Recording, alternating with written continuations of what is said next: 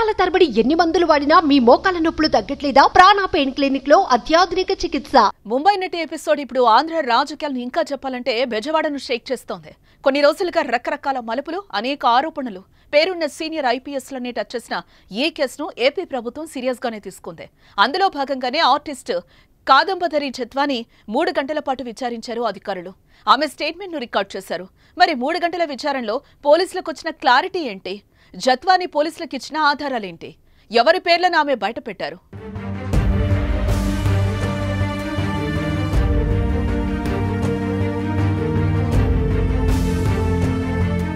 ముంబై నటి జత్వాని వ్యవహారం ఇప్పుడు ఏపీలో సంచలనంగా మారింది.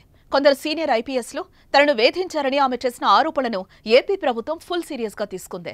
దీనిపై సమగ్ర విచారణకు సీఎంఓ ఆదేశాలు జారీ చేసింది. ముంబై నుంచి విజయవాడ వచ్చి సిపికి ఫిర్యాదు చేసి విచారణకు హాజరయ్యారు జత్వాని. ఆమె స్టేట్మెంట్ ను రికార్డ్ చేశారు. ఆమె తల్లి వాంగ్మూలాన్ని తీసుకున్నారు. అయితే పోలీసుల విచారణలో జత్వాని కీలక విషయాలు వెల్లడించారు. ఆధారాలతో పాటు పలు డాక్యుమెంట్స్ ను పోలీసులకు సమర్పించినట్లుగా తెలుస్తోంది. గత వైసీపీ ప్రభుత్వంలో పోలీసులు రాజకీయ నేతల వేధింపులకు గురైనట్లు చెప్తున్న ముంబై నటి జత్వాని విజయవాడ పోలీస్ కమిషనర్ రాజశేఖర్ బాబును కలిశారు.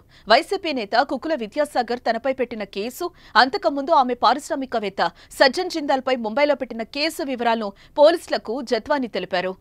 సజ్జన్ జిందాల్ పై కేసు వెనక్కి తీసుకోవాలంటూ తనను వేధించారని, ఆ తర్వాత కుక్కుల విద్యాసాగర్ ఇచ్చిన ఫిర్యాదు ఆధారంగా ఇబ్రహీంపట్నం పోలీసులు తనపై ఫోర్జరీ కేసు నమోదు చేశారని చెప్పారు ఆమె.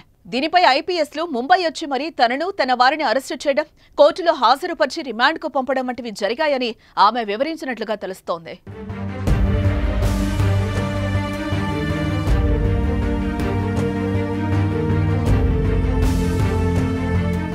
ఇబ్రహీంపట్నం పిఎస్లో కుకుల విద్యాసాగర్ ఆస్తిని బెదిరించి రాయించుకుందంటూ జత్వానిపై నమోదైన కేసులో మాజీ ఇంటెలిజెన్స్ చీఫ్ సీతారామాంజనేయులు పేరు తెరపైకొచ్చింది.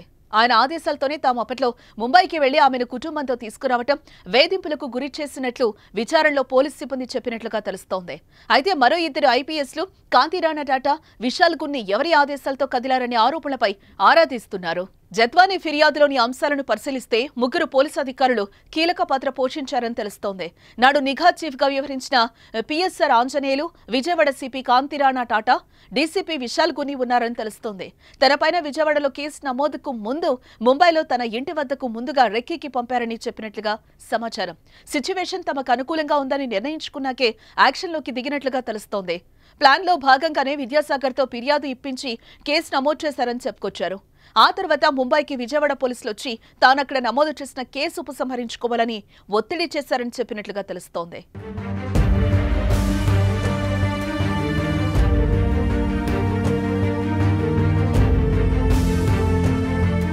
ముంబైలో బాంద్రా కుర్లా కాంప్లెక్స్ స్టేషన్లో 2023 డిసెంబర్ 17న సజ్జన్ జిందాల్ పై కేసు నమోదైంది.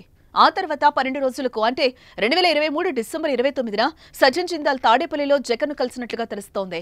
2024 ఫిబ్రవరి 2న కుక్కుల విద్యాసాగర్ ఇబ్రహీంపట్నం పోలీసులకు జత్వానిపై ఫిర్యాదు చేశారు. 3న పోలీసులు ముంబై నుంచి జత్వానీని తీసుకొచ్చారు. పోలీసులు చెప్పిన వాటన్నింటికీ జత్వాని తల్లిదండ్రులు పూర్తిగా అంగీకరించిన తరువాతే ఆమెకు ఫిబ్రవరి 14న బెయిల్ వచ్చింది. ముంబై పోలీసులు మార్చి 15న కేసు క్లోజ్ చేశారు. ఈ తతంగం అంతటిపైన ఇప్పుడు కేంద్రం కూడా ఆరా తీసిందనే సమాచారంతో మొత్తం ఎపిసోడ్ కీలక మలుపు తీసుకునే అవకాశం కనిపిస్తోంది.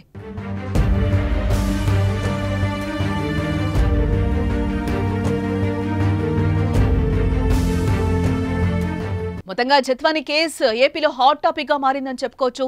ఇక స్టేట్మెంట్ రికార్డ్ చేసిన పోలీసులు ఆ స్టేట్మెంట్ ఆధారంగానే కేసులు పెట్టే ఛాన్స్ కనిపిస్తోంది. మరి చూడాలి ఈ కేసు ఎలా ముందుకెళ్తుందో, ఇంకెంతమంది బయటకు వస్తారు.